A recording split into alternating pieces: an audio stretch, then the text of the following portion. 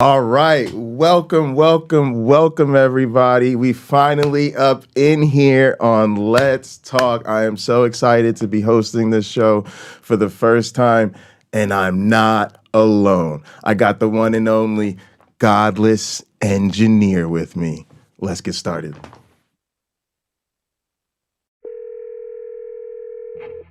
This is Skeptic Haven. Let's talk. Yeah. What's up? What's up, heathens? What's up, man? Yeah, it's good to be here, man. Good to see you again. Yeah, I haven't seen you since the ARC protest. It feels like so long ago. Yeah, it does. It does. Time flies, man. But that was a fun thing, and it really made me feel like I need to commit to trying to get out and see the community in person at least once or twice a year. So yeah, I had an awesome experience. Oh yeah, totally. I mean, it was hot. It was hot. I think that day I got like 200 high heart rate minutes just standing out there in Wow. the heat. Yeah, it was hot. It was hot. And my freaking watch was like, "What the fuck are you doing? Please stop." Yeah, I think I literally had on swim trunks. That's what I was wearing. Oh man. So look, what's the deal? This is my first time hosting this, so we're expecting you to. You're like the seasoned pro around here. Okay, yeah. Well, for anybody out there that doesn't know me or hasn't seen me anywhere, I'm a Godless engineer, and I have a YouTube channel, Godless Engineer, where I post up. Mostly these days, it's been clips of me from various call-in shows, including Skeptic Haven here on Let's Talk. But also, I do like my own, debunking videos. I mess around with some conspiracy theory stuff, mostly a bunch of atheism stuff. I talk about mythicism a lot on my channel. And here coming up in this year, we're actually going to be promoting our first conference that we're going to be hosting in North Alabama. It's called Rocket City Reason, and I have like a whole bunch of ideas for how I want to promote it on not only my channel but just going forward, promoting it. And what I'm going to end up doing is probably having a bunch of like streams or events or whatnot on there. But I want everybody at some point after the show, not necessarily right now, but you can go to rocketcityreason.com and you can check out our lineup. We've got Seth Andrews as a keynote host, or not host, but a keynote speaker. We've got Forrest and Erica that's going to be there. And then we've got several panels that are pretty awesome, but you got to go to rocketcityreason.com and check out the lineup that we got. That is awesome, man. Actually, yeah, we should chat about that. I definitely want to help you promote it. And I am Dr. J. Bundy. You can find me over at Pocket Locker 86. I also engage in them counter apologetics that are oh so sweet, although a lot of times my channel sort of focuses on the intersectionality with social and political issues. I also host a show over there called Hot Program with my one black friend. And I host a show on Skeptic Haven that you can check out tomorrow night at 8 p.m. every other Monday. It is called Black Free Thinkers. So yeah, that's us. Please subscribe to our channels and definitely listening for you guys tonight. Now, I'm excited to be here, and of course, the phone number is 984-400-5656. Please give us a call. And I think the topic tonight is God doesn't exist, right? Did I get that right? Yeah, I think so. So, where are you at with this, John? Because my thing is, I think. So I assume we're both on God doesn't exist in terms of our beliefs, right? Where I'm at is, so I'm an evolutionary biologist for those who don't know, right? And there's obviously that classic debate, right? Creationism versus evolution. And on the scientific side, right, we always say that there's really nothing to debate, right? We show up to these things, sometimes we have these conversations, but the reality is there's nothing to debate. There's overwhelming evidence in support of evolution. And like if you're a creationist, we're kind of just like, hey, that's not scientific. I think we're moving into like a similar place with the God belief. Like, I think it's just so obviously not true that for me, it's almost akin to not believing in evolution or being a flat earther. This universe is just so clearly operating in a way that there's no God.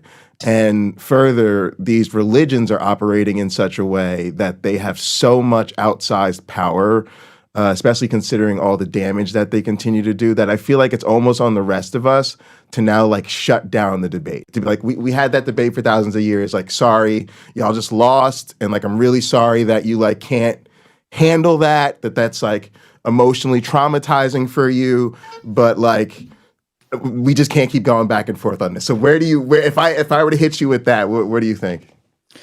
Yeah, I mean, I think that belief in God, like religion in general, I think is definitely a net negative on society, and I think that it contributes to a lot of the ills that our society experiences, and a lot of the systemic issues that our society has been built on. Not just American society, but obviously societies outside of America, just modern societies in general. I usually have this TikTok prompt that I run with whenever I go live on TikTok that says that Christianity does more harm than good, and that seems to really trigger a lot of people because they don't want to think of their faith as like doing harm, like at all. They want to see it as in a positive light, which I totally understand. But at the same time, you have to acknowledge the part that religion has played in a lot of the systemic issues, and you can't sit there and just list off the good things that you think your religion is about without acknowledging all of the negative and bad things that it has contributed to society. Like, the way that women have been treated, throughout, human history, especially in the context of like Christianity, throughout Christian history, women have been treated horribly. And it's because of the foundational beliefs that women are less than men and that they need to be servants of their owners or their husbands. And even in like the Hebrew Bible and the Newer Testament, both of them, they don't exactly distinguish between like pre-pairing and post-pairing in those kinds of relationships, especially in the Hebrew Bible, because in the Hebrew Bible, it specifically says that a man seizes a woman as if to seize property or property, take ownership. Yeah. And so like all of that really kind of infected how we've treated women, throughout history. And women, I don't know how many people would know this, but women weren't able to have like their own bank accounts and credit cards and whatnot until like the 50s, 60s or 70s. Recent history. Yeah. And it's not just like the demographic of women out there, but just how like the Black community has been treated, and as far as like America goes, and how Christianity has factored into that. I mean, Christopher Columbus, he is, I don't know if many people attribute the African slave trade to Christopher Columbus, but he kind of started it, like maybe not the official business of like a single business, like trading in persons, but like in the fact that he took indigenous peoples from the Americas and trafficked them to Europe and everything. Like that's part of the Africans, or not African slave trade, but the slave trade in general, starting with those indigenous peoples. And he used Christianity to do it. He used Christianity to justify taking of slaves. He dehumanized portions of the indigenous people in order to justify forcing them into slavery. And that continued with the African slave trade. They would dehumanize people to justify why it's okay and why God would allow it and why it's not unchristian to keep and own slaves. So, I mean, there's that aspect of it. There's the aspect of the LGBTQ community. Christianity causes immense amount of harm for that community. And these are just a few sections that people need to realize Christianity played a major role in setting the standards for which those communities have been mistreated. And a lot of people don't want to actually acknowledge those things like that. They don't want to acknowledge that Yahweh in the Hebrew Bible was totally fine with slavery. And they always want to be like, oh, well, it's not like antebellum South slavery. It's like, does that Actually, matter? it was. Not that it matters, but it was. Yeah. Because it was chattel slavery all around, like all the way down, it was chattel slavery. So it really doesn't matter if it's specifically, like if the biblical slavery is specifically the same thing as antebellum South slavery, it was still chattel slavery. And if you want to try to make an argument, then you're saying, well, some slavery is okay. Some slavery Exactly. They literally hit it with like the good kind. And I'm like, okay, well then you go into indentured servitude the next time you're late on a credit card bill. Like, of course you still see that as unethical because you understand that exists on a whole continuum of like unethical labor practices that involve somewhere on the level of human ownership, right? And we know that that's wrong. And that's a huge problem that I find with it is that we have to have these conversations. Like there's no other dimension of life that you could go to where all of a sudden I have to actually have a conversation about this type of nuance with slavery or this type of nuance with sexual assault or this type of nuance with genocide. These are things that we just know to be wrong. The other thing is like there's so much that we don't even talk about. Like I was thinking earlier about spare the rod, spoil the child. Like how much child abuse has that justified and how much child abuse does it continue to justify like to this day and like especially so many of the most marginalized communities where like mental health services and like good parenting skills are lacking, and it's really terrible in so many ways. And then the other thing that gets me is just how difficult it is to get Christians to behave well right now. Like I know of situations, for instance, with Christian women who basically have fallen out of love with their husbands, but refuse to divorce them because of like their Christianity, like their Christian image or whatever. And then they're actually like having affairs. Yeah. And again, like people have affairs, like it is what it is. But it's like I can't help but notice how difficult this is for you guys. And it's like, oh well, I can't get a divorce because I'm a Christian, so I have to stay married to this person. But then I'm just gonna like have the affairs anyway, and then like we just let that go. And it's just to me, it's very much like, I don't know. For me, it's like very simple. Like you commit to something, like you try to honor that commitment because you gave your word. If you can't anymore, then you just have to be like, hey, look, I can't do this anymore. And you move on. Like it's pretty cut and dry. Like I get that it's not easy. I get that there's complicated entanglements and all that type of stuff. Like, but this is serious business to me. Like to me, that's just like wrong. It's just like an unethical thing. It's like corrosive to society. Like I don't want that to happen to me. I don't have to be religious to like, if I commit to something with someone, I want them to like honor that. And if they can't, then like be real with me and like we can adapt or adjust or whatever we got to do. And we could go across the board, like the political spectrum, like all the things we see going on. And again, it's like, why is it so hard to forget the Bible? Why is it so hard to get y'all to do the right thing right now?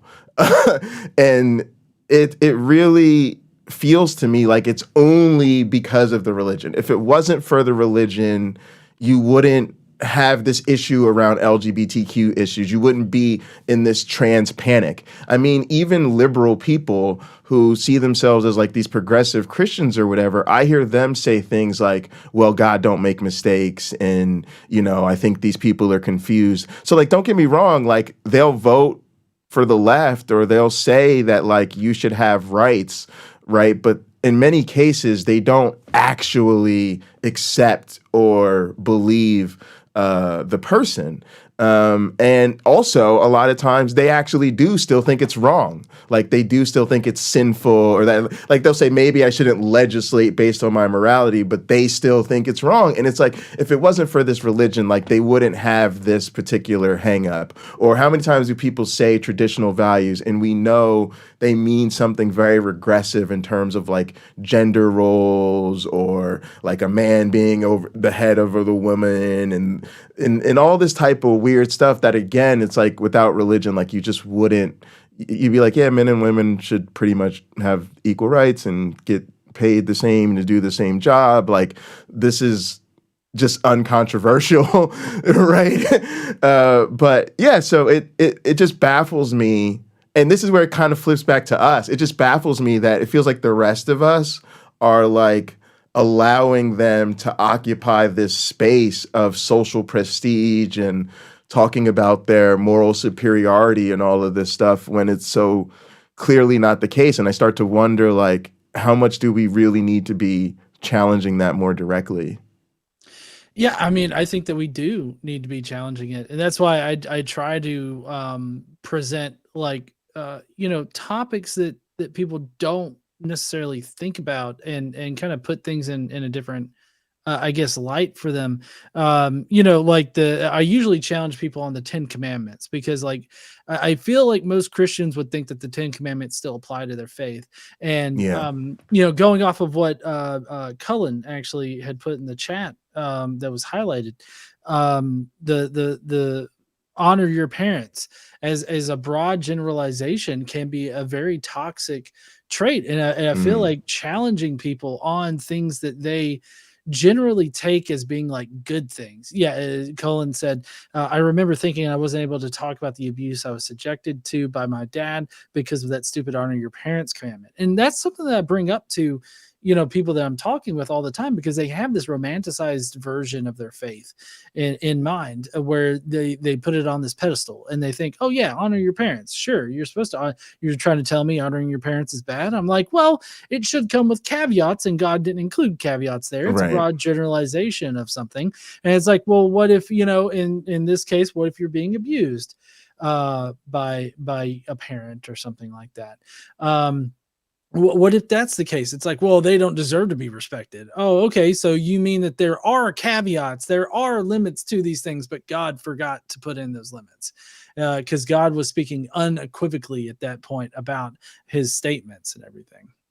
Yeah, and the same people I feel like will point to the Bible and say things like the child shall lead. Like they like to romanticize like that. And that's another thing where it has such clearly contradictory things. And I wish I had like a context song to play from Joel Reed's Bible or something, but it just gets so annoying that I feel like that's the world we live in. Like as a non-believer, it gets so frustrating feeling like I'm between Bible wars on both sides. Like I was thinking this earlier about how like the right is obviously just so, evangelical, MAGA coded and openly Christo-fascist at this point. But the left is actually in many cases more Christian. Like they actually go to church more and pray more and worship more. And so it feels like we're stuck literally in the middle of a Bible war. And I can't. And then the other thing is too is like, what does it mean for us that like we don't actually have secular representation in this country?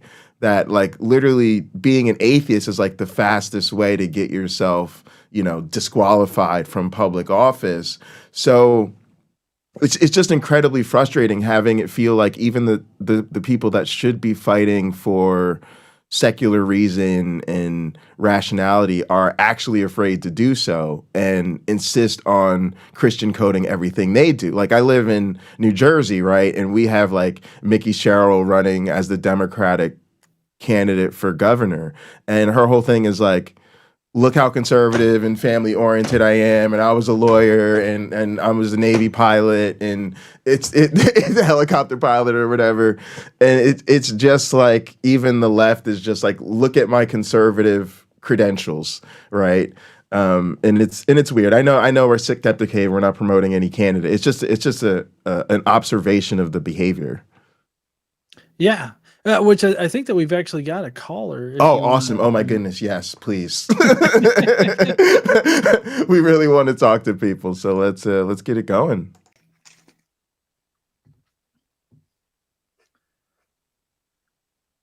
Hey, Ember, are you there? Hello. Hey, Oh, hey, Ember, how you Ember. doing? Oh, it's all right. Still, I've managed to stay off camera for a whole 24 hours. It's been a busy day. But you guys mentioned the slave trade and Christianity and whatnot, and that fired some neurons. a couple weeks ago on my morning show. We were talking about the first actual commissioned slave ship. And I don't know if y'all have heard, because it's a little esoteric, but the damn thing was named Jesus. Wow, I had heard of first off, Ember. I didn't want you to call in because I was ready to go at somebody, and then it's like, oh, Ember. Now I'm like hugs and rainbows and warmth, and I want cookies and to have a nice time. But so damn you for doing that. But no, I had heard there was a slave ship named Jesus. I didn't know it was the first one. I didn't know that was like the prototype. Yeah, it was a cargo ship originally, built in one of the free cities that's now like the Netherlands or Belgium or something like that. And it was commissioned by Queen Elizabeth I and captained by the legendary John Hawkins. Like the great admiral of the Spanish Armada ran a freaking slave ship. And that's what it was for. It was to go to Africa, get slaves, bring them to the West, the New World, whatever you want to call it. And they sold them to the damn Spanish. Like this English church versus Catholic church. It doesn't matter when it comes to selling humans. Right. It's just all the fucking evil. And it's they named it Jesus. I can't. That's just wow.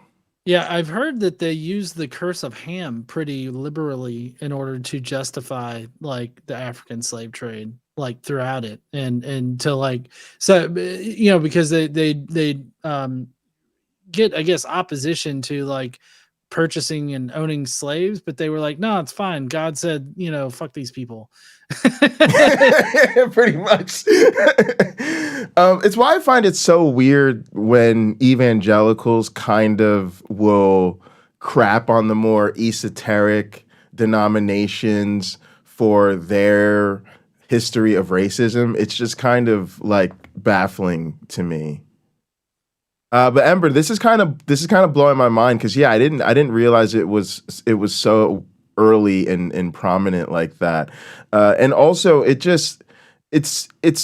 a weird thing. I heard somebody say the other day, like you can't take credit for putting out a fire if you also started that fire, right? And I just don't understand. I mean, I was a Christian. I was in it, but I've been out of it for long enough that it's very hard for me to identify with it.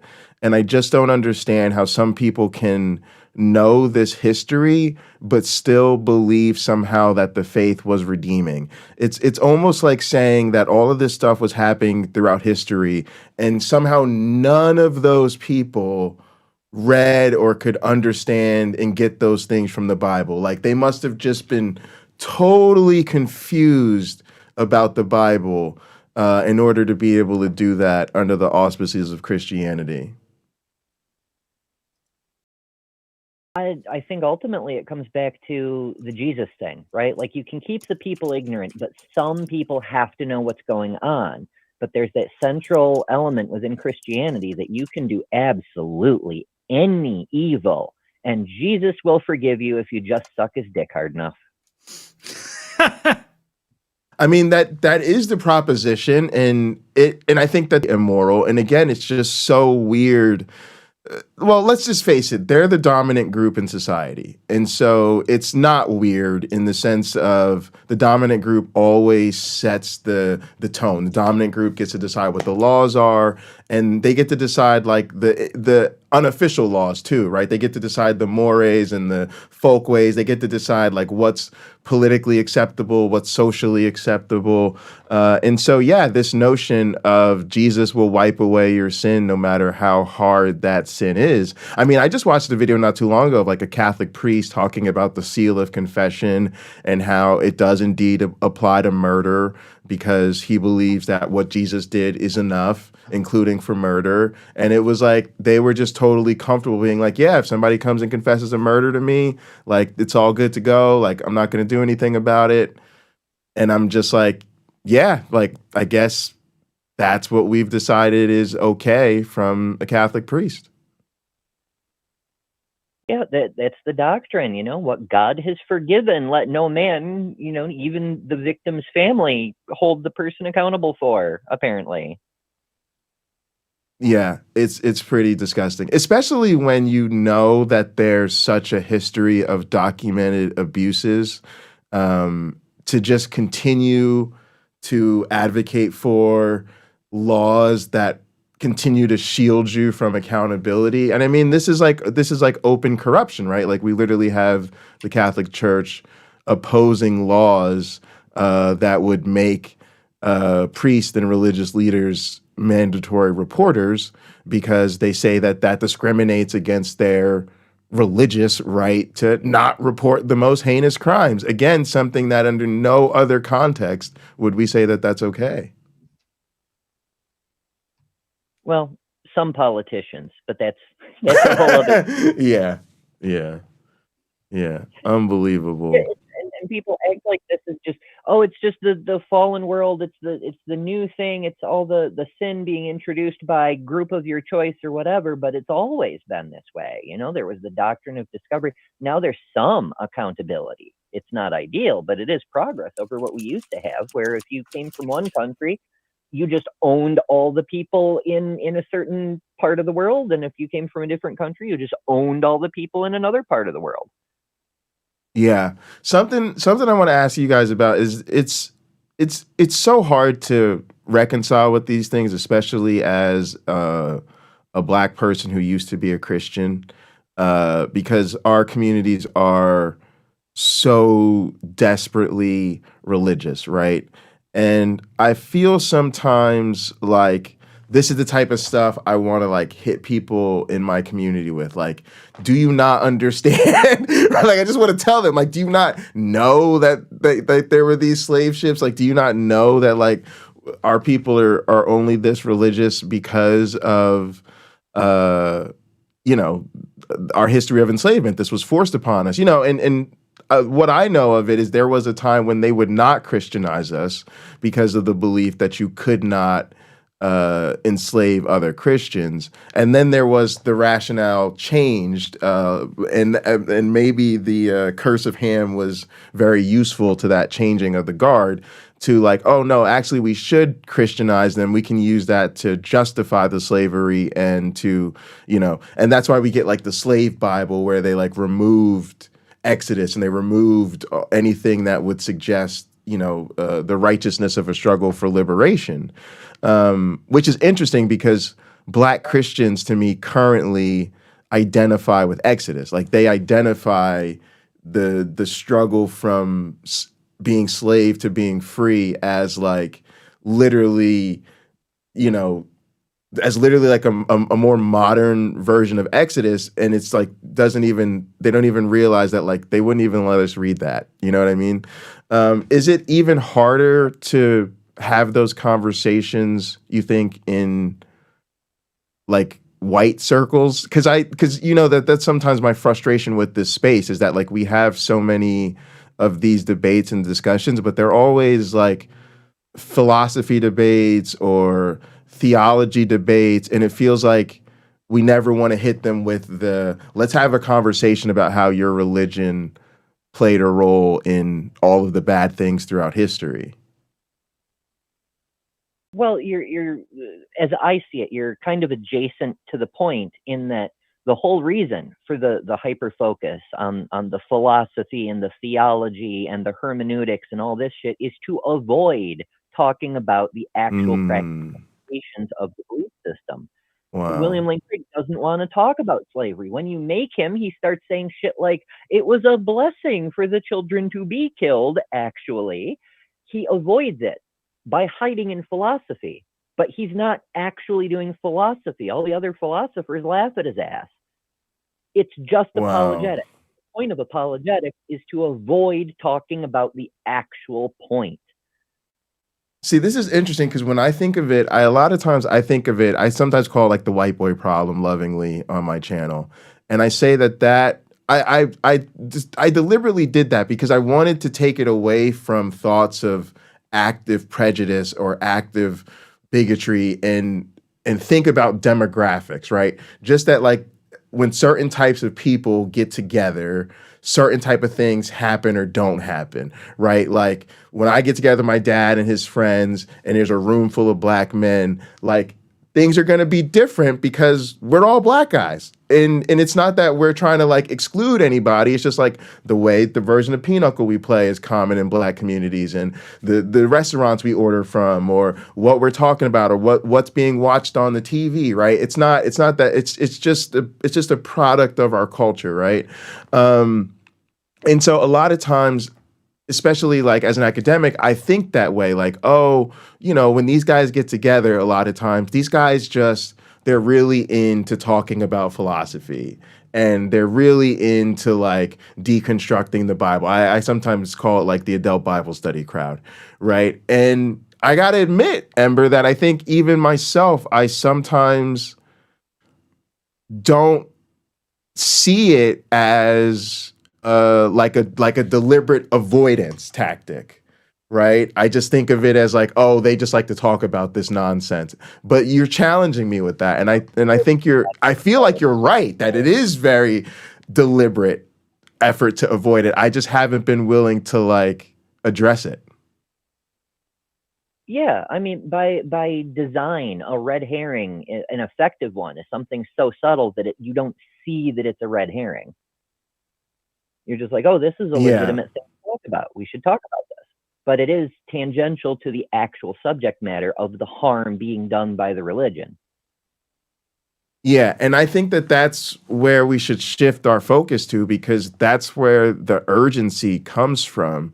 And honestly, it feels a bit like cruel. Like it does feel for me a lot of times like it's sort of a convenient thing if you're not that affected by it. Like if you're not really affected by them getting rid of all the DEI policies, or you're not affected by the persecution of trans people, or you're not affected by women losing their reproductive rights, or whatever the issue is, gerrymandering, redlining. And so that bothers me, because it almost feels like the world's going to hell in a handbasket, and we're sitting around going, well, let's discuss if there truly is an objective morality. And it's like bad things are happening to people right now. How about that? How about we talk about that? Uh-huh.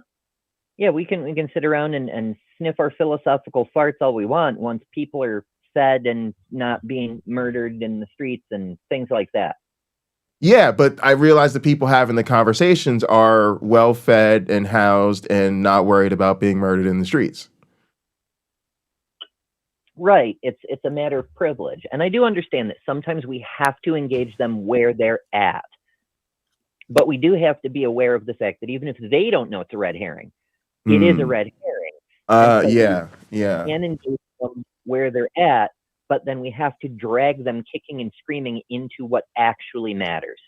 Like I've lost a lot of ground in terms of my atheist representation street cred, because I've been shifting more to the harm. I've said more than once on my channel, I no longer care what the hell you believe. I don't think it's good for you to be a believer. I believe it's harmful for you as a believer. But if you're willing to sit down and agree with me that human rights matter, we have common ground, and we can build from there. Yeah, and honestly, it's helping me find a little bit of a little bit of empathy, because I feel like I can work with, this is all a big distraction, even if you don't realize it's all a big distraction. And I can almost see myself challenging someone more gently from, I'm trying to help you care about what I think is really important, more so than I'm trying to destroy what you believe because I don't have anything better to do today. Oh, I mean, I totally try to destroy their beliefs every day. Yeah, I mean, that part of it is fun too.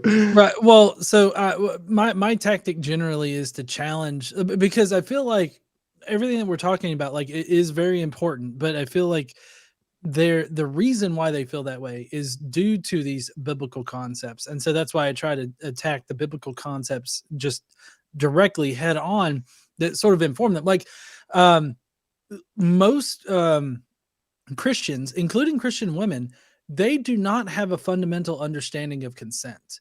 Like it's totally messed up. And when you challenge them on like their ideas of like whether or not Mary was raped, they typically will expose their misunderstandings of what consent is, and so that can definitely inform on where the disconnect is in their ideas of like bodily autonomy and all this other stuff, which factors into these cultural things that we're talking about here, like the overturning of Roe v. Wade and whether or not abortion, is healthcare.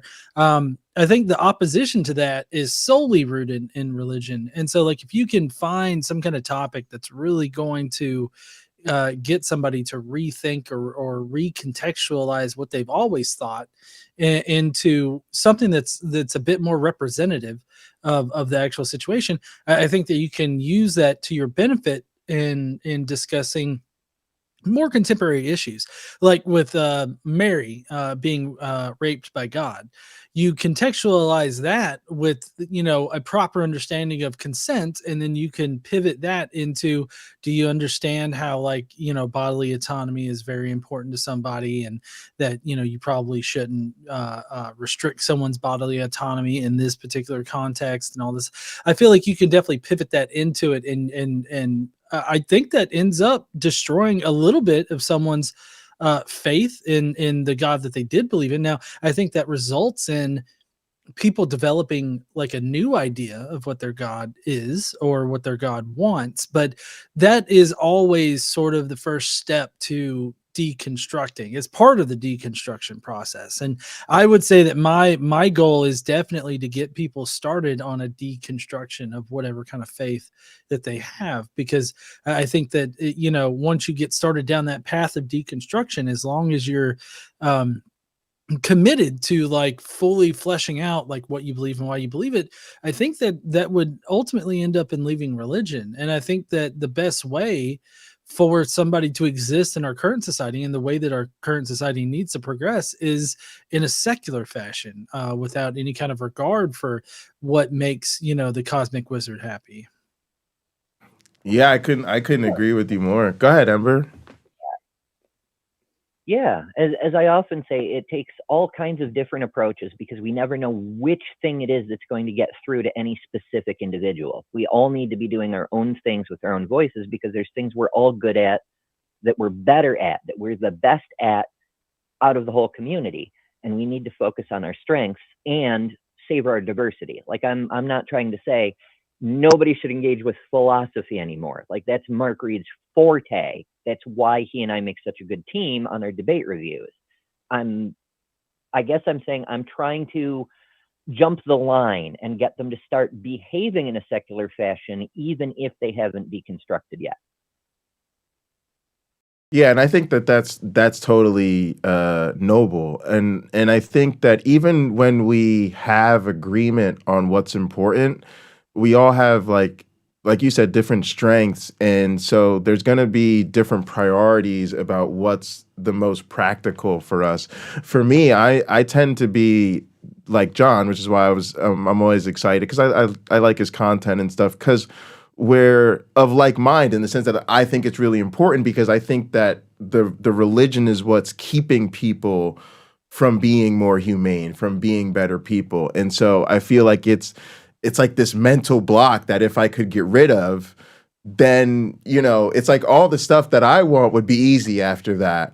But I recognize that level of resistance is just not something everybody can deal with. And I have to be honest, it's very costly. It's been very costly in terms of my personal and professional life and my social life. It's also been even costly to me in this space and in this community because not everybody is comfortable moving that way. And so I'm constantly finding myself like reevaluating, reprioritizing, and having to decide how much is it really worth for me to continue to do that? Fortunately, I keep finding ways to encourage myself that I should keep going, despite the cost. But I definitely understand that it's not for everybody. Well, let me hit you with a slightly different perspective. For a really long time, I espoused very, very similar things, that religion was the root of all the problems we're facing in our society. And to be clear, it is behind a whole lot of it, or at least shielding a whole lot of it. But then I ran into a fellow named Tom, and Tom was running around espousing this similar belief that if we could just get rid of religion, then we could the barriers would be out of the way, and we could start to fix all the other social ills. And so I was like, aha, Tom is saying what I believe, right? So I got in touch with Tom. I'm like, let's do a show together. It'll be fun. As soon as we had that arranged, people started coming out of the woodwork. You need to look into this Tom character. Yeah, I remember Tom. Tom hangs out with a fellow named David Silverman and a fellow named Peter Bogosian and a fellow named Colin Wright. Yeah. He hangs out with young Earth creationists. He gives Charlie Kirk's organization money. He's like, yeah. Oh my goodness. I'm not a fan of Tom either. I was probably one of them people hitting you up. Yeah. No. So I confronted Tom about this. And the thing about Tom is that he is effectively a Christian white nationalist, even though he calls himself an atheist. He justifies it by saying, if we just get rid of religion, we can talk about all the other stuff. But it's all the harms that religion is doing, he's still in favor of. And so I don't think we can really make progress by just focusing on getting rid of religion. We have to, just like we challenge the believers, clarify what we believe and why. We're not just anti-theist. We're doing this for a reason. And we need to remember the reason matters more than the mechanism we try to accomplish the goal with. Yeah. So I would say what's interesting to me about that is I think you're right. Although I still think it's really important to get rid of the religion, and for the most part, I think we'd probably agree. Number one, I think, and it's just kind of an interesting thought about those people, because there's a lot of them, the Pine Creeks of the world, right? The what's his face, Santa Claus. I can't think of his name. Robert Price. So, fellow. Yeah, there's a lot of them. So one, I think we got to be careful, because I'm also really into politics in sort of a organizing level, and it's important to be like realistic, and that's like, there's no social problem that we can solve that's like a magic cure. So the thing that I feel about religion is it doesn't get rid of all of our social problems, but it gets us a lot further on all of our social problems, because we get rid of a source that's like giving so much legitimacy and power to institutions that are actively working against our progress. And similarly, that doesn't get rid of the sort of conservative asshole Christofascist atheist either. But what's interesting to me about them is it even weakens them, because what they're able to do is politically align themselves with these people who, a lot of where they derive their power from is still the religion, right? So Robert Price may be an atheist, and he may say like, oh, I could make the kind of world I want to live in if we would just get rid of all this feel-goodery religious stuff too. But everybody he's aligned with on the right is still drawing power from the Christofascist core, which is just something I just thought about as you were talking. So it's just kind of an interesting thing to me, but I think it's still relevant to remember that like it's just not going to solve everything. The same way, like if I talk about like getting rid of Trump or getting rid of MAGA, it doesn't solve issues of racism, but it does a lot to take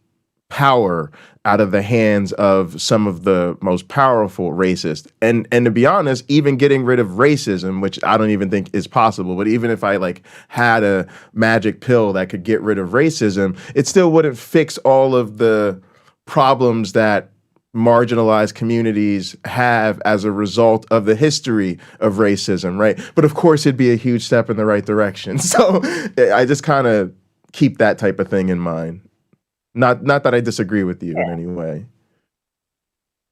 No, there's definitely room for nuance here. You made me think of back to my sociology classes in my pre-law program. And my first sociology professor posed the concept to me that sociology could be thought of as psychology, except you treat an entire society as if it were an individual, and you monitor its behaviors as if it were an individual making choices and doing things instinctively and so on and so forth. And that was a very interesting perspective, because while you're right, eliminating religion will not automatically eliminate racism, just like eliminating MAGA, but it eliminates one of the excuses. And as Hitchens used to say, and I believe he was quoting someone else when he said it, but if you can get people to believe absurdities, you can make them commit atrocities. If you remove that barrier to disbelief in the things that are horrible, like the moral argument, we have to genocide has to be objectively moral because God did it. If we get rid of that stuff, it removes a lot of the layers of protection the most evil people hide behind, and it makes good people say these horrible people must be good because they're doing thus and such for God. And yeah, we can cut a lot of their power away by taking away these tools from them. Yeah, my thing is, and I love what they said, because that is how I think of it, and it's also how I teach it. So I love the fact that this year I've been an evolutionary biologist, but I'm teaching anthropology and sociology, and so it's like I'm teaching classes that are about culture, but from the perspective of from an evolutionary perspective.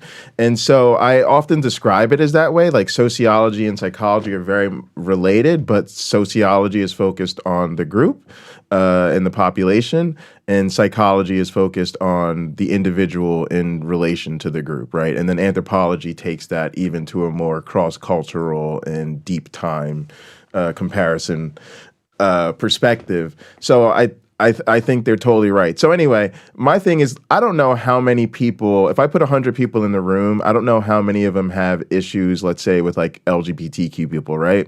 But I know if I take 100 of those people, right, and put them in a room and then ask, I say, all of you are not in favor of, trans women in sports. Okay, cool. Like, now by show of hands, how many of you have this opposition, based somewhat in your religion or your faith, right? And to me, like, unfortunately, I feel like 90+% of them are going to raise their hands, right? And so then my thing is, if I can get rid of that, now these other 10 people, they probably can't really keep girls from playing sports. They probably are not gonna have so much power in society that like they're a threat to humanity. So like that's how I think of it, right? It's like we're getting rid of this thing for most of the people that have this issue. And then we're hoping that whoever's left just isn't numerous enough to be in power anymore. Or gets exposed as haters. Because, I mean, yes. Yeah. Right? This was a thing that Anthony Magnabosco or one of his friends, I forget, it was a while back, they tried something like, if you think being gay is wrong, explain to me why without using the Bible. And the vast majority of people couldn't do it. They were like, well, without the Bible, there isn't a reason to think there's anything wrong with being gay. Without religion, I have no reason to hate these people. The few exceptions were the people who just hated them because they were hateful people. But they were able to hide that hate and pretend they were good people because they had that shield of religion. Yeah, they basically were like, ooh, it's icky, I don't like it, so therefore nobody should be able to be that way. or because they themselves were gay and thought they would be hated just like they hate gay people, and so they were ashamed. And you know the old saying, if you scratch a homophobe, you'll find a gay person underneath. I mean, you Yeah. see that with all the conventions, shall we say? Not to make it political, but there's a certain flavor of convention that's been, gathering some infamy. And no shade. People on that side of the aisle should be free to explore their sexuality too. It's just, kind of funny that it's hypocritical. Ember, what do you think's going on there? Because I think it's kind of fun to talk about. So I've heard some analysis that basically says there's sort of two types of phobes in these communities, and we like to laugh about the closeted ones because we think they're the ones that are crash and grinder. But that there's also sort of the genuinely fearful or the genuinely malicious thing. And so that the real issue is that they have to exist sort of side by side, such that the closeted ones sort of are in these situations and they're basically giving their power away to remain aligned with the genuine phobes, such that it's like it's not just the closet cases. It's just like there's actually this like more pernicious interdependence going on. But I'm wondering what your thoughts about that are. Well, there's a lot of nuance. There's a lot of things going on. One of the things that comes to mind is just the other day, Brianna Wu, who is, for anybody who isn't aware, is a trans woman who has built a career on throwing trans people under the bus. And the other day, she made a post on the Elon flavored website saying something to the effect of, I owe my trans siblings an apology. I was wrong. I genuinely believed that by compromising with the people who want to destroy us on some of the things, we could have more reasonable conversations about the rest of the things. Like, I wasn't trying to be a pick-me. I was just pursuing a tactic that did harm to some of us to try to preserve the rest of us at least a little bit. And it didn't work out because, as you know, you can't compromise with hateful people. They will just keep getting more extreme the more you give them. And she finally figured it out. I mean, the fact that literally everyone told her this her entire career, but no, she had to make her own mistakes and figure it out for herself. So sometimes it's that sort of pick-me-ism. It's a person who is genuinely ignorant and unable to learn from other people that what they're trying to do will not work and will in fact hurt them and the cause generally. Then there's other people who are like Blair White and just want to be the last one pushed into the gas chamber. Like, go ahead and push me in as long as I'm the last one. It's wild. But there's also that element of power and control. Like, we still have this damn tribal instinct that we can't quite seem to shake. And it doesn't matter if it's gender or race or language or national origin or whatever the case may be. There's going to be people who are greedy for power and will seize on any kind of difference. I mean, it could be hair color, it could be eye color, because it's arbitrary. It doesn't matter. It's a group that we can single out as the other in order to do monstrous things in the name of power. And I do want to be clear here. The monstrous things aren't the goal. The power is. And getting people to do monstrous things on your behalf forces them to opt in on the monstrous ideology that you've been preaching. They're now bought in. It's that sunk cost fallacy, right? They internalize this thing. Now the horrible thing has to be a good thing because I have deliberately chosen to take part in it. Like, if a religious leader convinced me to drown 100 puppies, I would be stuck for life preaching that drowning 100 puppies is a good and sacred thing, because the alternative is I have to accept I did something really horribly wrong because I was led by someone evil.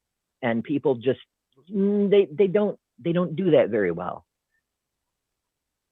Yeah, and this is where like our narcissism can be so easily exploited, and where I feel like religion just develops narcissistic tendencies in people, because it's that uncomfortable with I don't want to admit I was wrong that now has me doubling down on something that's not true. But to stay committed, I now have to dismiss other people's humanity. And that's where your lack of empathy is going to show up. And that's why it's so hard. And I do think that this is where the intersection comes in with, privilege and white supremacy, because I think for so many people, they need to at least buy into the flowery notions of Christianity so that there's some like good faith out for all of these people, or else they are going to have to come face to face with the reality that not only was it not good, not only was it not redeeming, but it wasn't true. And that's what's really frustrating for me, is that my thing now is when I actually have conversations with Christians, I realize two things. They don't care if it's true or not, and they don't care if it's evil. And that is so like earth-shattering to like the identity I've let Christians like build up in my mind, right? Where they move in society as these very graceful, honest, and like humble people. And then when you really confront them with their stuff, they're constantly like doubling and tripling down and making excuses for the evil things God does in the Bible or the evil things Christians are doing right now. And you're like making it so clear that this is not true, and nothing moves them. And you realize like eventually like, oh, they just want to be a part of this thing. Like it is just tribalism at this point, and they don't care. And it's very difficult to deal with. Sometimes, sure, but we have to be careful not to broad brush them. True. And I'm not trying to nitpick or police language. It's just they're not all the same. The same way they come in saying, "Oh, all you atheists hate God or you're angry at God." We know that's not true about us. That's not true about them either.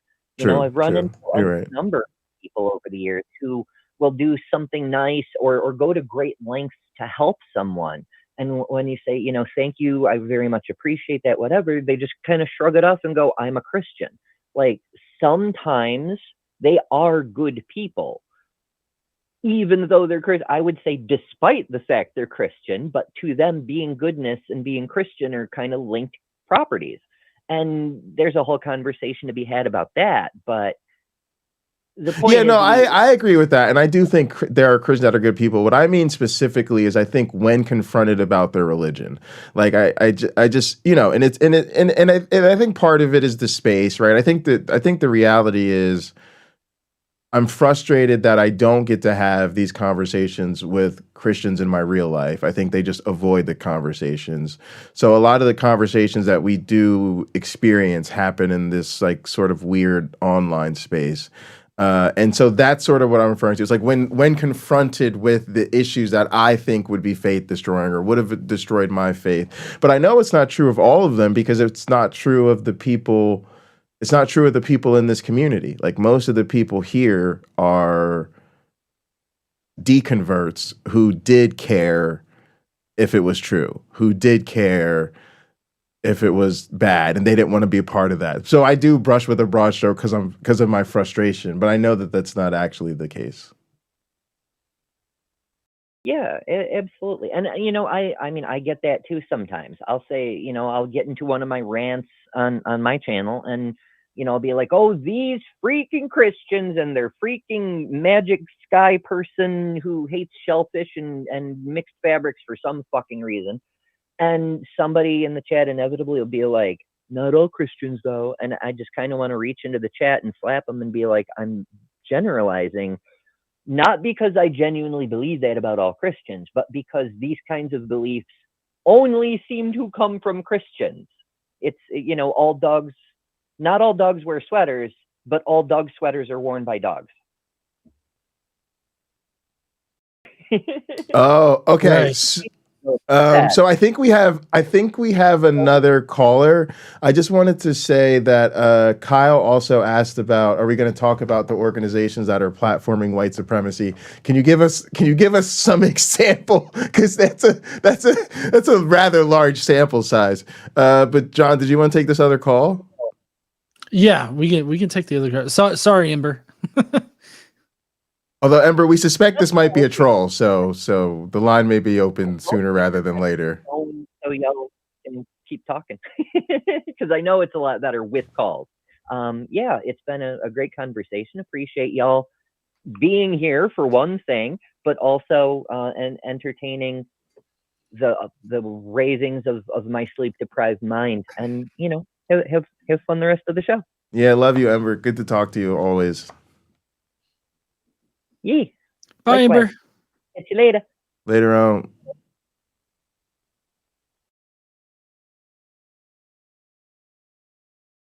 All right, John, I think you're responsible for this caller, so yeah, get it started.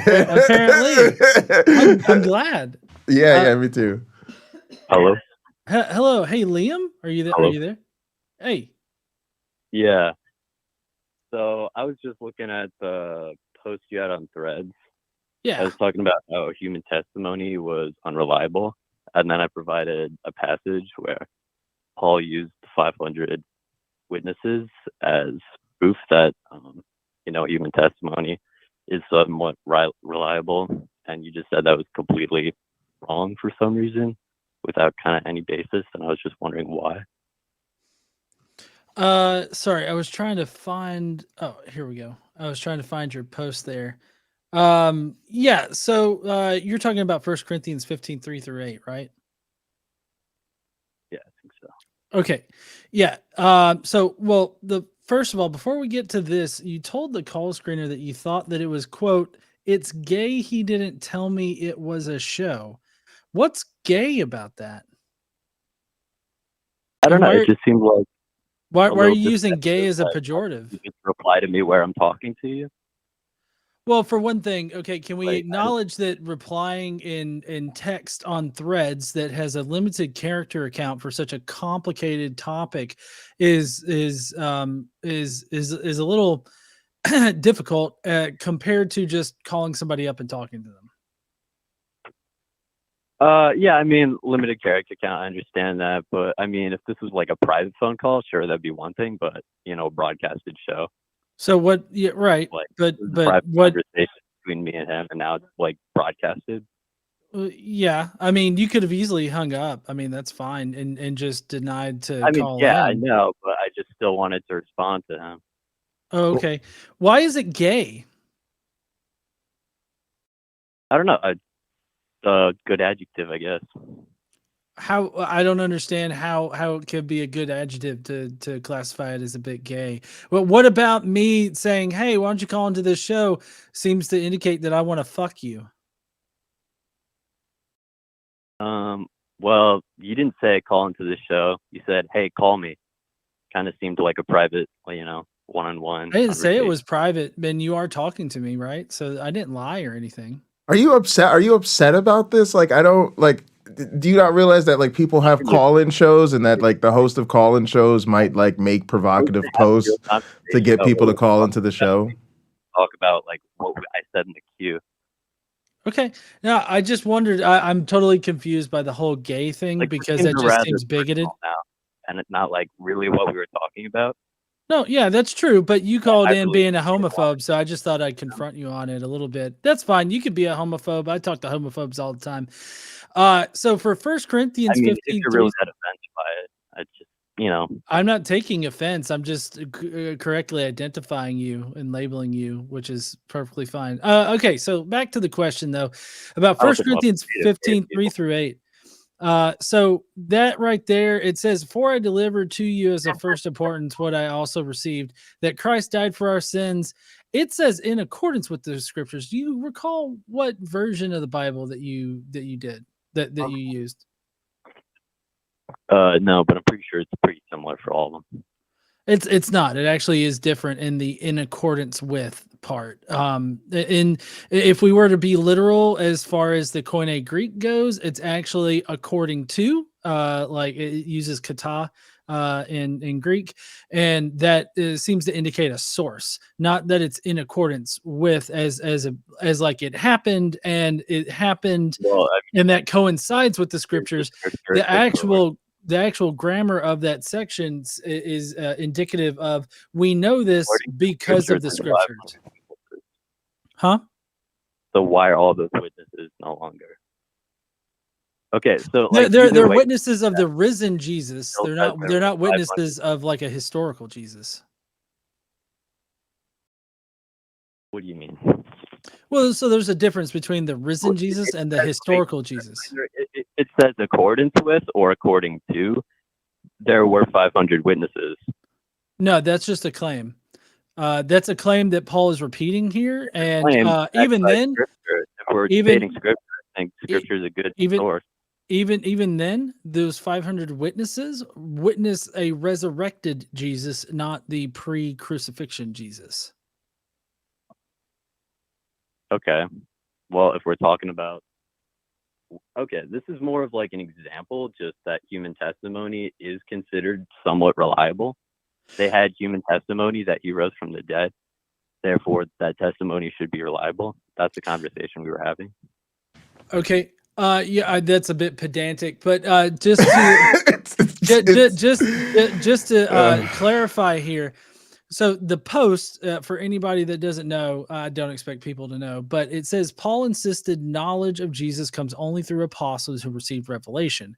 Human testimony about Jesus was considered unreliable and distrusted. At the time, if you had come to somebody and said, I knew Jesus before he was crucified and this is what he taught, that's less reliable to them in the first century in that community than saying, I received revelation from a celestial version of this savior figure. So like they trusted a hallucination basically more so than if anybody had actually known Jesus before he died. And so we're atheists here. We don't believe in the resurrected Jesus. Huh? Oh, that's very interesting. Right. You didn't realize that? That you don't believe in a resurrected Jesus? No, we're atheists. Of course we don't. Oh, okay. Well, that's at least somewhat respectable as opposed to a Protestant. I want to ask you another question. Are you a Christian? Yeah, I'm a Roman Catholic. But, like, you know, like, I'm either Roman Catholic or, like, hardcore nihilist atheist.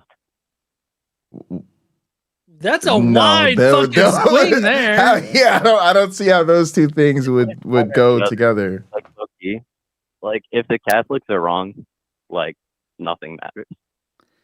That's not even true. Oh, so then you mean you're Catholic until you find out that it's bullshit? Well, I don't believe it is bullshit, but if it is bullshit, I believe nothing matters. What? If there's God, why would any? I mean, I don't understand supporting a criminal organization like that, but why don't you give me your best evidence to prove that, you know, the Roman Catholic faith is true? Yeah. I mean, if we're going just like based off like what Judaism or Protestantism, I think they have very weak theologies like predestination and things like that. Right, but those are other Catholic, those are other Christian beliefs.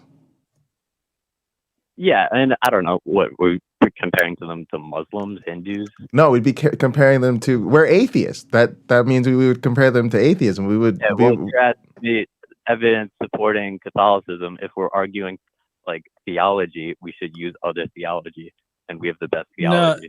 No. I mean, but what I'm asking for is what empirical evidence, what actual real evidence can you give me that should persuade me that you are correct in your faith? I mean, it's a matter of faith. You either believe in God or you don't. Okay, so I have to have faith before I can get the evidence in order to have faith. I mean, I don't know. Give me evidence there's not. Like, it's kind of hard to prove. I mean, yeah, it is hard to prove, but why do you believe something without actual evidence? Why do you believe in something when you don't have evidence to believe in it? I mean, I think there is at least a little evidence. There's so many people that believe it. What evidence? Okay, so ad populum.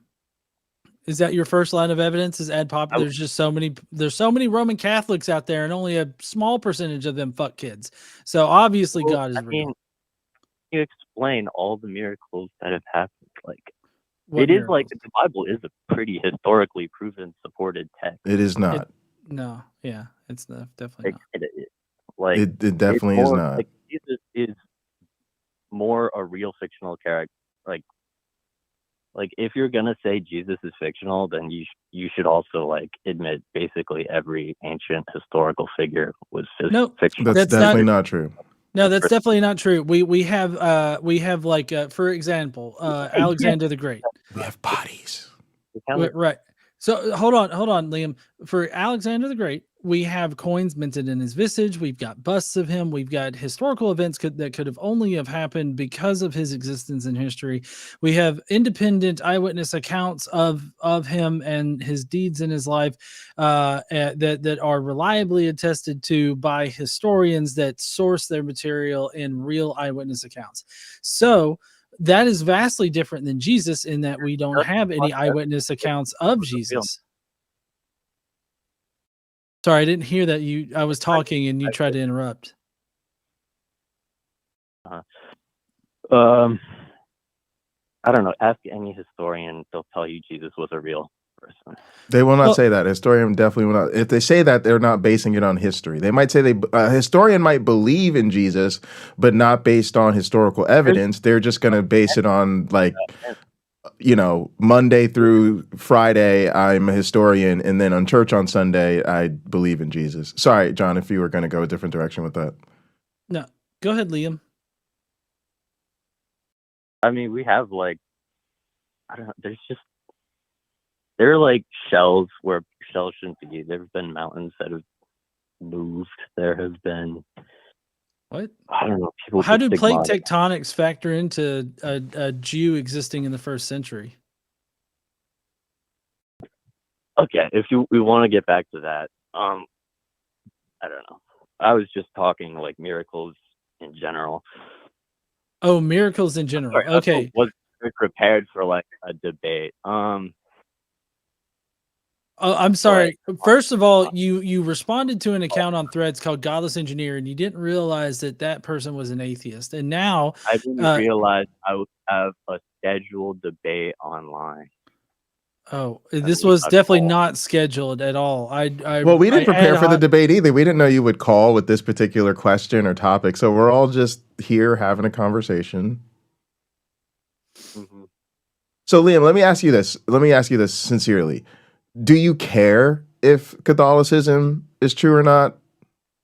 Like, if it wasn't true, would you want to know that it isn't true? Moral society or anything without a God, if there's no objective morality, like I'm not asking about objective morality. I'm asking if Catholicism is not true. If in reality the claims of Catholicism are false, would you want to know that?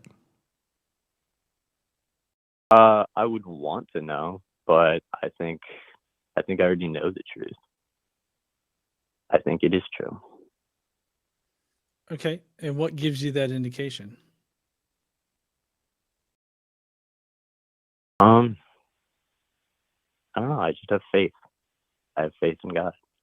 Should that convince somebody that doesn't believe like you? Like if you were talking to a Protestant and you just said, "Oh, I have a belief in the Roman Catholic God, therefore you should believe in it too." Does that sound like a convincing argument? Well, no, the Roman Catholic God and the Protestant God are the same God. They just they are, but beliefs. One seems to approve of fucking kids, and the other seems to. Well, that one actually also approves of fucking. He doesn't seem to mind either. I mean, I don't know. People are subject to sin. Obviously, those priests were in the wrong. It's not like Catholic says they weren't. Right. Well, I mean, if they were in the wrong, why did the Catholic Church protect them? It's a good question. I mean, they tried to avoid a scandal. They obviously made it worse. They shouldn't have done that. Well, which one's more important, protecting children or avoiding scandal? Obviously, protecting children. It was a giant mistake. Do you realize that all of the reforms that they made, they explicitly made it clear that they were making those reforms to avoid further accountability, to avoid further reporting, and that even right now they're actively opposing laws that would make them mandatory reporters? I mean that is just defending their First Amendment right. Nobody should be forced to say anything to the government. So then you don't think protecting children is more important than avoiding scandal? No, that's different.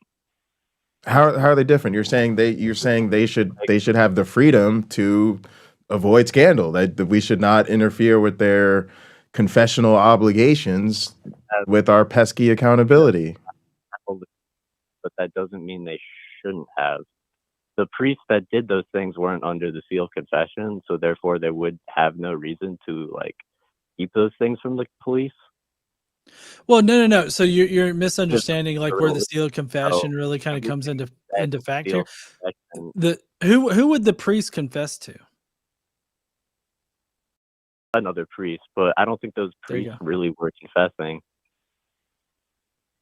You don't think they were really like if a priest sat down and was like, "Hey, Father, yeah, I fucked Jimmy the other night," so what? You don't think that's like a real confession? No, I don't think that's a real confession if they continue to do it. Regardless of whether or not they continue to do it, I mean, the question here is mandatory reporting. Should priests be put on the mandatory reporting list? No, they have a First Amendment right. Even like without religion, nobody should be forced to say anything. So then right, you care more about them avoiding scandal. Right. I care more about the things that protect our country than the things that protect our children. Like the minority of like not that many like child kidnap molesters are going to confession. So then why protect them? Why have a need to protect those people? We're talking about priests too, not like people that kidnap, not kidnappers. Like that we're talking about priests that spiritually and physically abuse their congregants. Okay. Well, if they went to confession, then the priest who they confess to would have the right not to tell the police because that's their First Amendment right, even without religion. You support that. Everybody has the right to refuse to say anything. No, I don't. I teach at a university. If somebody comes to me as their professor and tells me something like that happened, I have to tell the authorities. I do not have a choice. If somebody has been harmed or could be harmed, I have a legal obligation to do something about it. So why do I have less freedom to hold somebody's confidence than a priest? Well, I mean, it's going to sound a little crazy, but maybe you shouldn't be legally obligated to tell somebody. See, you're protecting pedophiles at this point. Yeah. That's what you're doing. I think that's a very broad assumption, and it's not very fair. No, I mean, it's not a broad assumption. Would that result in protecting pedophiles? It could. That's the reason we have mandated reporting, is we've recognized that these things are only that people only find out this information in confidence. And so we obligate people who find out this information to report it. If we don't have that obligation, we know the reports won't be made. Yeah. And I gotta ask you, this is kind of where I was going when I asked you if you were a Christian and you said you're a Catholic. It's just like when you called in saying that whatever he put up online was gay.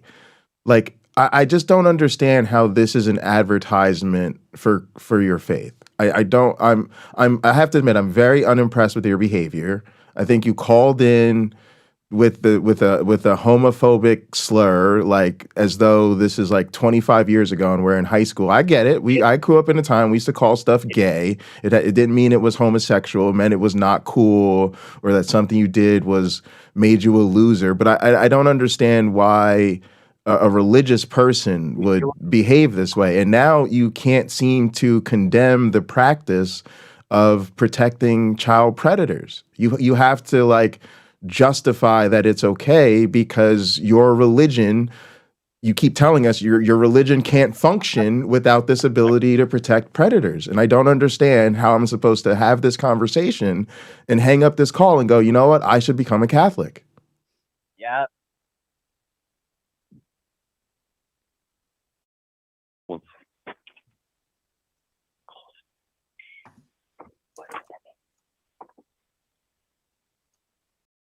Liam, are you there? Do you need to go? Yes, sir. Okay. Well, I appreciate you calling in there, Liam. I hope that you will keep this number in your phone and call back next week at the same time. Yeah, please come back with a good argument to be Catholic, or have a good Catholic call in. Let's tell them to give it a shot. I just don't understand. Like, I don't know. Like, I grew up in one of those houses that like everything was very faithful, and you were just supposed to be all enthusiastic and love about church. And when I talk to these believers, I just always feel like I need to take a shower afterward. And I'm just like, how is this supposed to make me want to join your club? Yeah. Also, it was totally his decision to stay on the line. Once he figured out there was a call-in show, he totally has the option to just hang up. Like, I didn't mean to do this. So, but to address the real thing is that he gave the Pauline Creed, right, as proof that all these people did historically witness a risen Christ, and so people did take human testimony to be truthful. But in reality, what that was Paul was saying that they received revelation from Jesus and is now disseminating things, which is exactly what my meme said, is that, if it was a human source, it wouldn't have been trusted. So like, you couldn't say that, Joe Blow saw Jesus walking around and taught these things. You would have to say that Jesus Christ revealed himself to me and informed me about his teachings, and now I'm informing you. So like it ultimately has to be traced back to a celestial source as opposed to a human source. And the Pauline Creed just simply doesn't suffice for evidence there. Yeah, and it's also like not knowing the difference between 500 people testifying to something versus a story that says 500 people saw something.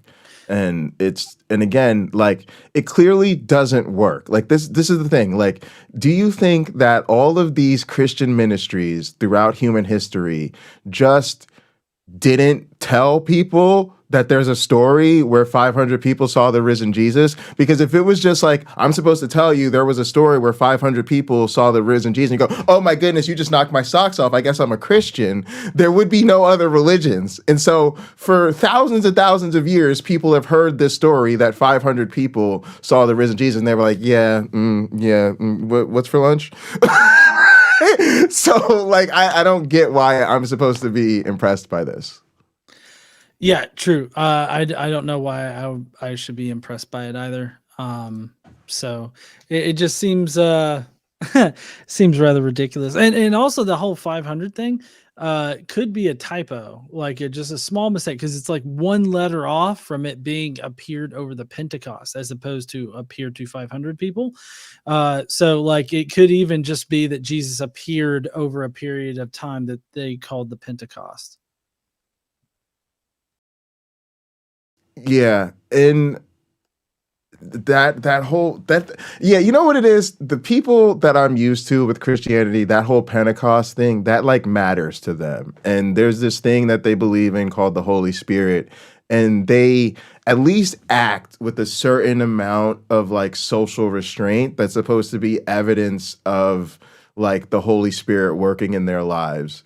But like, to me, when you call in and you're just like using slurs off the bat, and then like, yeah, I mean, of course, you can't expect the priest to turn in a child predator. I'm like, either the Holy Spirit isn't working in you, or the Holy Spirit sucks at his job. The Holy Spirit needs to be fired immediately, because these Christian hearts that are so transformed radically by the love of this Holy Spirit, I'm just not feeling it. Yeah. Just not feeling it. I do want to let people know that Liam actually responded to me on Threads before he called in.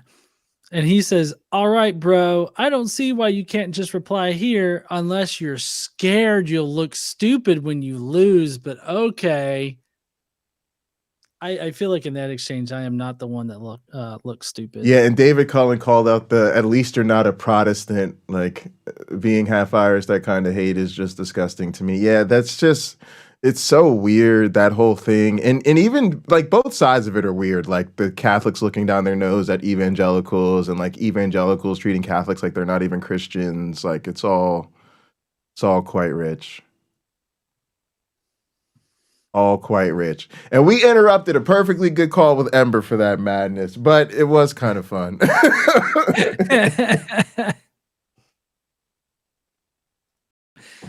Oh man, I do like talking about that subject though, like the nuances with how to do good historical research and historical methodology in general. Like all of that's a really interesting sort of topic. Yeah. Also, do you want to lay out where you were going with the celestial distinction and the post-resurrection for people who may not be familiar? Because I know you're really into this stuff, and that was actually kind of cool. And I don't think you got to finish that.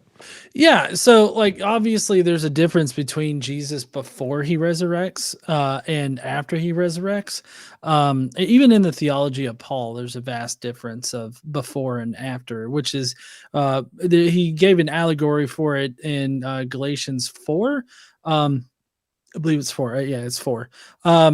But in his whole analogy there, he represents Jesus prior to his resurrection as this sort of dirty body and dirty being and everything like that. And then when he dies, that body is sinful flesh is shed, and then he attains a new sinless body, right? This is the whole resurrection and the fulfillment and everything, and that's what we end up getting after we resurrect too, just like Jesus did, a new sinless body. And so the in the distinction that I'm making is that the pre-crucifixion, the pre-death Jesus, the pre-resurrected Jesus would have been like a flesh and blood human person potentially on earth.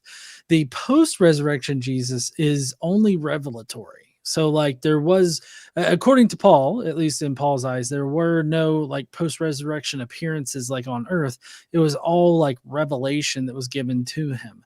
And so when Paul talks about being revealed this information by Jesus, he's talking about hallucinations.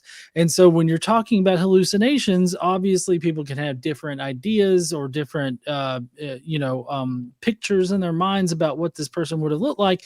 And the fact that we don't have any like sincere details like in the Pauline Creed in 1 Corinthians 15, 3-8, we just get a general statement of, and there were 500 witnesses to the resurrected Jesus. That's just there, were a lot of people that were having hallucinations at that time. And, that people were envisioning the same character or whatnot.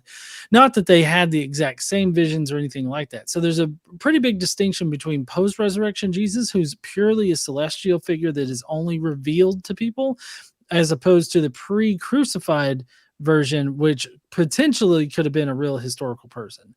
And so the distinguishing factor there, I think, is pretty big in that you have to give me some kind of evidence or argument about, some reference to Jesus before he resurrects, because any resurrected Jesus is going to be a hallucination. Yeah, and there's then a number of theological distinctions that come from this. So first, like as we understand it, that's what it meant to be an apostle. Like they use the term apostle and disciple sort of indistinguishably in a lot of sort of Christianese, like cultural everyday language, right? But to be a disciple was like, you followed around the historical dude after he pulled you off the fishing boat or whatever. But to be an apostle was you had a vision of the risen Jesus. Is that? Yeah. Vision. Apostles were different than disciples, and apostles were given those revelations. They were given those visions of Jesus, and that's where they ended up getting their information from. And in fact, Paul clearly says that the only way people could know anything about Jesus is through apostles, because they were the only ones that had any kind of connection or communication, line of communication with Jesus. Yeah, and then also then the theology of like whether or not you think you die and you get like a fixed up version of your corporal self versus a new sinless body, right? Also then comes back to that right same understanding from Paul, and whether or not that you buy that or not. Yeah, Paul even describes the post-resurrection bodies as the same as Adam's body, and just meaning that they're created by God. So, like, they're divinely created bodies. Yeah. And then for them too, like saying that there would have been all these witnesses to the historical Jesus would have been totally uninteresting to them in mundane, right? Like, yeah, okay, like we're not talking about the dude, right? Like they're not interested. So again, you're not gonna get very far with atheists by saying 500 people saw the risen Jesus. It doesn't work on so many levels. Yeah, it's totally unconvincing. But I think that Sadie wants to come in and say, let's rock and roll.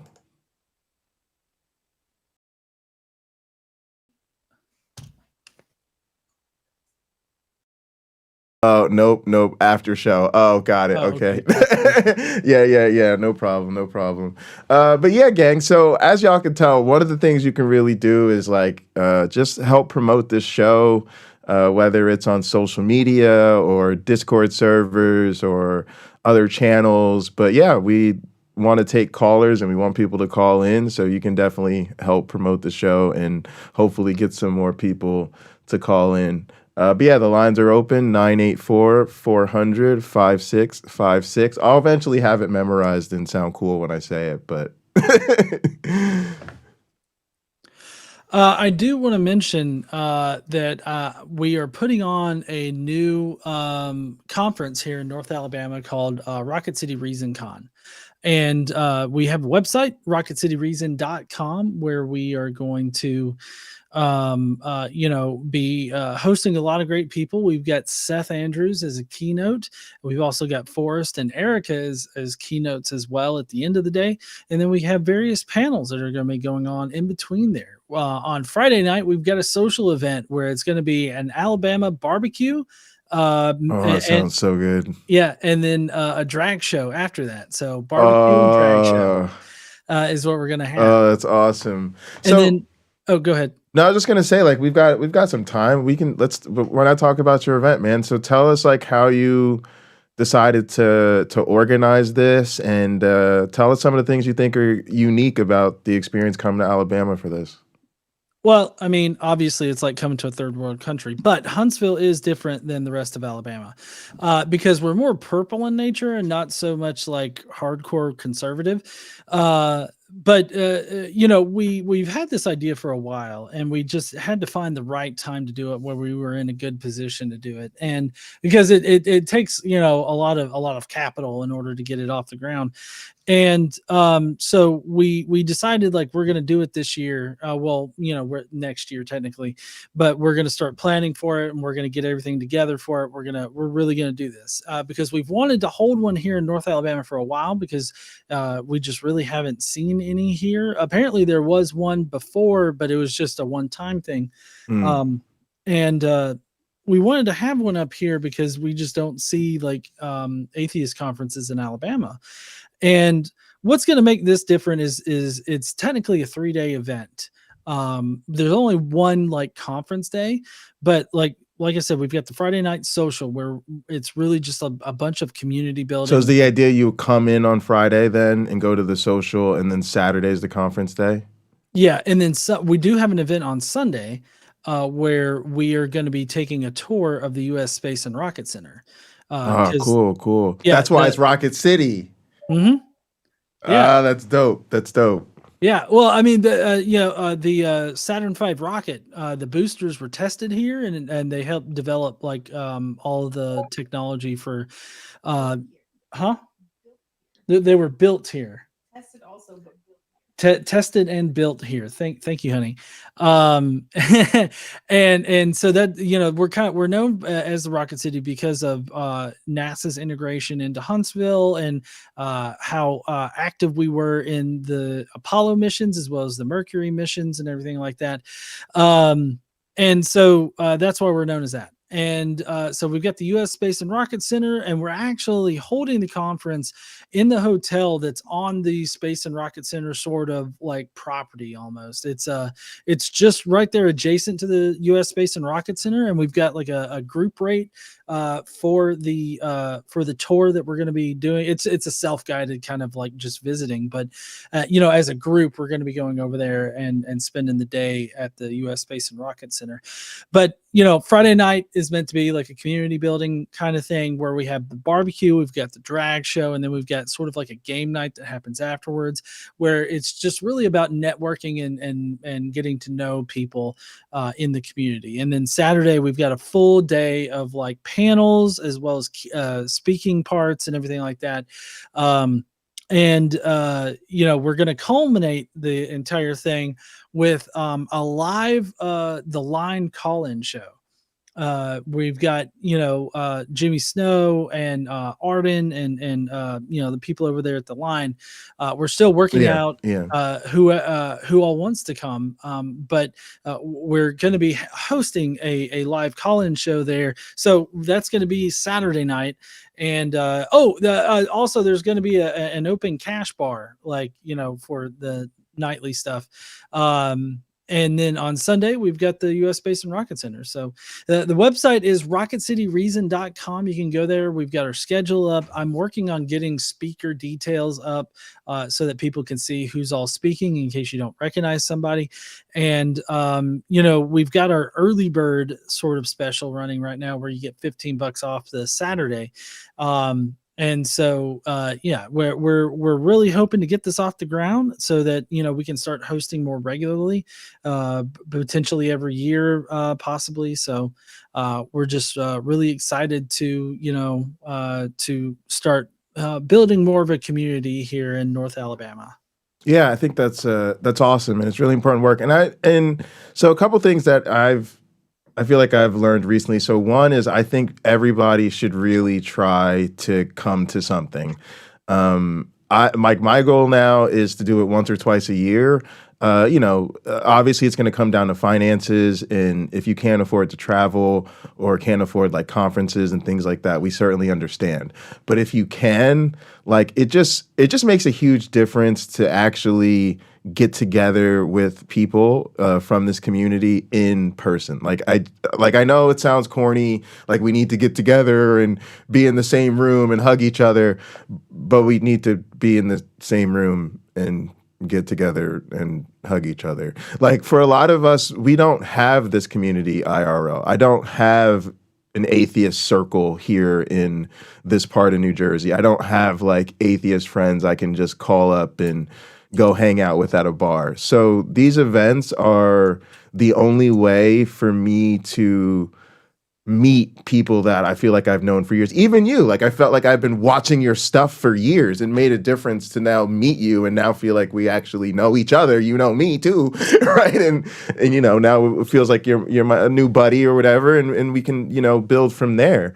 The other thing I'll say is I know that part of America is different for people, and I haven't had the privilege to go to Alabama myself, but I will say that like I have a heart for those communities. They're oftentimes underserved in terms of education, in terms of high schools. A lot of times there's homeschooling. So even thinking as an evolutionary biologist, I'm always really excited to go into communities where, there is going to be that extra level of challenge and sort of that extra level where people really don't have like exposure to pro-science things or pro-secular things, or they don't get to meet like nice atheists that like aren't, whatever weird depictions they got out of like their Christian movies and stuff like that.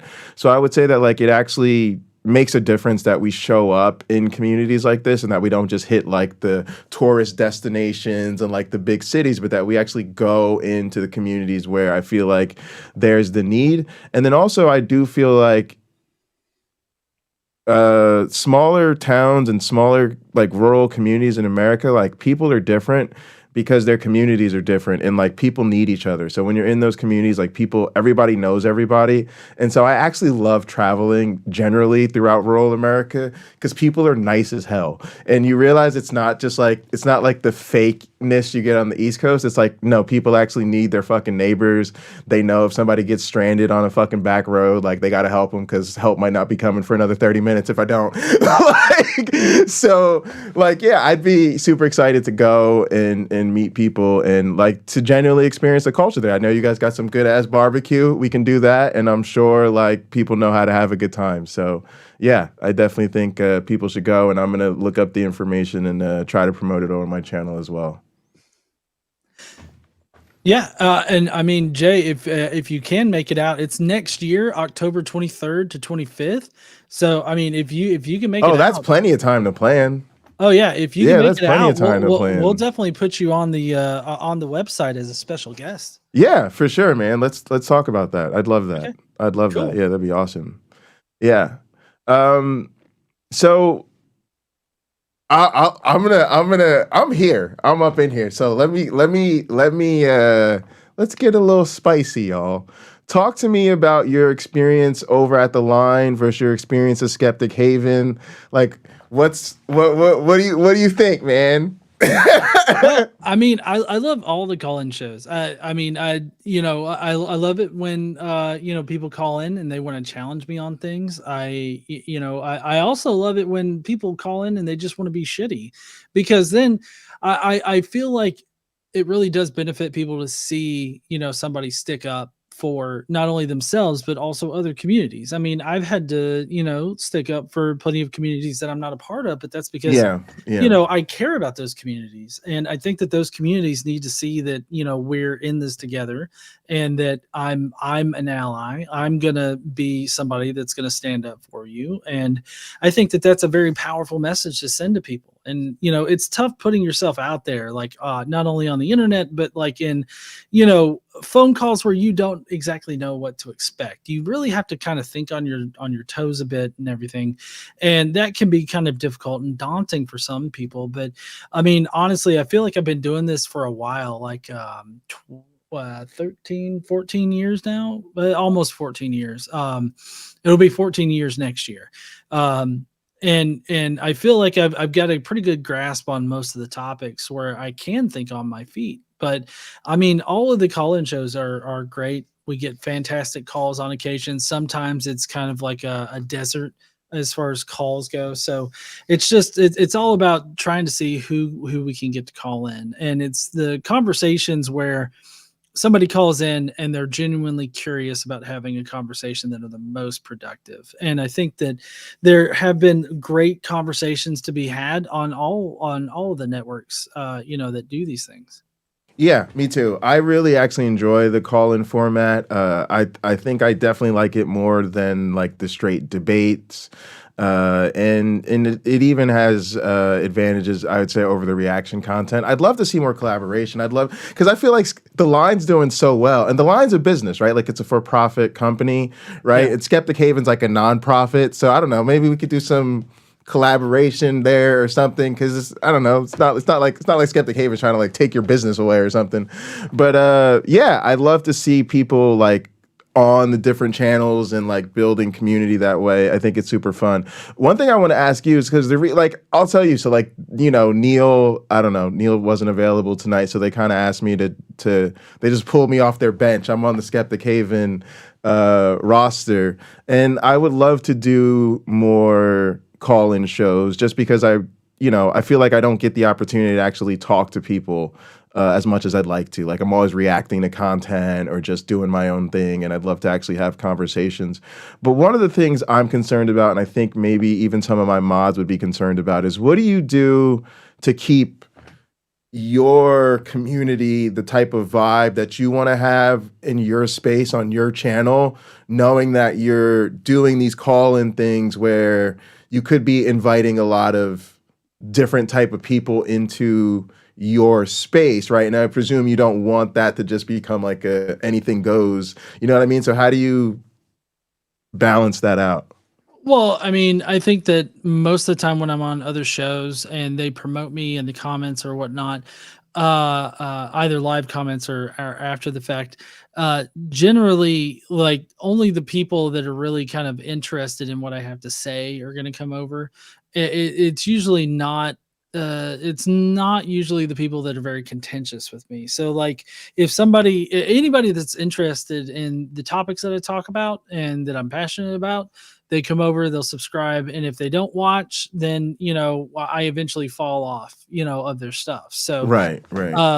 and typically I usually have a pretty well-defined, like, I guess, not really code of conduct, but like I have a perfectly defined like what I'm willing to allow on the channel as far as like conversation and free speech goes, and typically it involves like there's no slurring and all this other kind of stuff. So as long as somebody comes over and they're wanting to have a conversation in a civil manner, I really don't mind contentious people coming over and potentially stirring the shit in comments or something like that, because that really helps engagement. It also gets it keeps the conversation going, even outside of the phone call that we're in.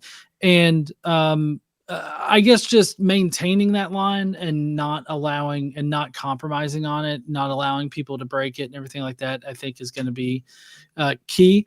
And I think that people that like hearing you talk about stuff, even if they've never considered like, oh, I never thought to come over here, subscribe to him and listen to what he's got to say about the thing that he likes to hyperfixate on.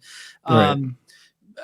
Typically people will either stay just because they like seeing you on the call-in shows or whatnot. And so I think just having a well-defined line as to what you'll allow and discuss on your channel, I think is typically the best way to go. So in your experience, you're saying it's a combination of like, most people aren't the most problematic people. Like the most problematic people are probably not going to subscribe to my channel and follow me. And then the other side of that is kind of like strong moderation. As long as you stay within what we can find appropriate, like you're welcome here, but we're strong when you transgress. Yes, definitely. And I've got my Facebook page, which has got like 132,000 followers on it. That's a lot. Congrats. Yeah, thanks. And so like I typically have to be rather hard there with it because I post a lot of like political content over there. And when I do post that and it gets a lot of visibility on the platform, I do get a lot of people that come in there, and I can't catch everybody, but everybody that I do catch, I've pretty much taken to a zero tolerance policy. Like if you're gonna R slur, or if you're gonna, any other kind of slur, I just immediately like block you, and because I just don't need anybody that's gonna drop that kind of thing on the page. That's something I'd love to have a more extended conversation with you about on the show sometime, is the fact that when you really are an ally and you speak out on behalf of these communities, you get associated with them. And so you get some of the slurring, some of the racism, some of the homophobia, just for like speaking out on those issues. And we don't really talk about that enough, especially as a pressure on like well-meaning white people who are like just trying to be part of the solution and like not a part of the problem. I think sometimes people don't see like how intense the disdain that they face is really. So yeah, it'd be interesting because I know you do take that on head first and you're not shy about it. So it kind of comes with the territory. So I appreciate you for not balking, because for a lot of people it's easier to just not go there so they don't have to deal with it. Yeah, and I totally understand and sympathize with people that don't want to open themselves up to that kind of criticism because, after doing this for 13, 14 years now, I have despite what some people might describe me as, I do have a pretty thick skin as far as that goes. But it's like I do have my things that I just won't entertain. Like I won't entertain transphobia. I won't entertain homophobia. I won't entertain, anything like that. Like if anybody comes on there and like starts fat shaming me, which I've had plenty of, I don't like that. I don't mind. But if it's when they start attacking these heavily marginalized groups that I don't allow that, because people in those groups are going to see those comments and it could have a very negative, effect on them. And I just don't want that to happen. And so I don't allow that. And I do get a lot of shit for it. I mean, hell, KC, we both have the same kind of lines drawn in that respect. And she's taken down 2 major people in organizations. They took down themselves. That's right, honey. They did it to themselves. That's right. Found out. They fucked with her and found out. I don't know if you're hearing her, but Yeah, I hear. I mean, yeah, tell her I said hi. I got to meet her in Kentucky as well. Yeah, that's awesome. Yeah. All right. Well, they're telling us to wrap it up. Yep, absolutely. Yeah, so of course we want to always thank the members, Karen Butcher, Logan Fisher, Amanda McLeod, D Murphy, Dan D, Michael Wiseman, Sonny Shell, Phil Calderone, and thanks to our patrons, Paul Cammish, Karen Butcher, Logan Fisher. I think the same list, right? Amanda McLeod, Rion. Okay, I forgot some of the names the first time, so we did it again. All right, and then we've got members. Should we do members next?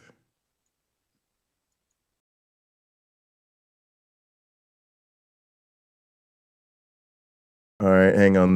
They'll pop them up here, I think, in a second. All right, members include Kelley Laughlin, Logan Fisher, Cynthia McDonald, Tons of Mice, Infidel, and Angela. And don't forget to check out the other shows on Skeptic Haven. I believe Sonny Shell is back in the saddle or coming back in the saddle. We got Black Freethinkers, which is on Monday. And we also have Let's Talk and Women Atheist Unload. And I think there's another show on Saturday. Do y'all want to put up the other shows real quick?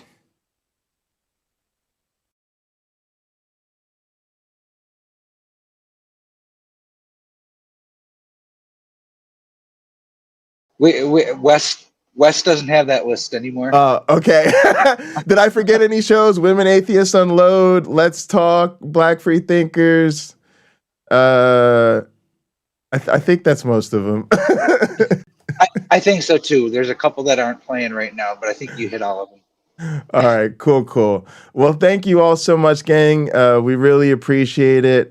Thanks to the mods. Thanks to everybody that's been in chat. Before you head out, please sub to the channel if you have not already, and go ahead and give this video a like. If you're watching later, we'd appreciate a like, a comment, and a sub. As always, do go check out John at Godless Engineer. You can check me out at Pocket Locker 86. And John, promote your event one more time before we get out of here. Yeah, so we're holding an event in Huntsville, Alabama called Rocket City Reason. You can go to rocketcityreason.com in order to get more information about the conference day on Saturday, as well as the other events we have surrounding that. So definitely check out rocketcityreason.com. All right, gang. We'll see you next time. Hit the outro.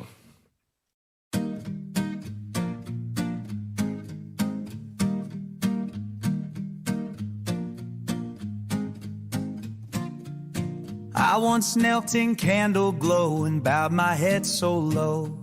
Scriptures carved my every thought, believed the myths they sold.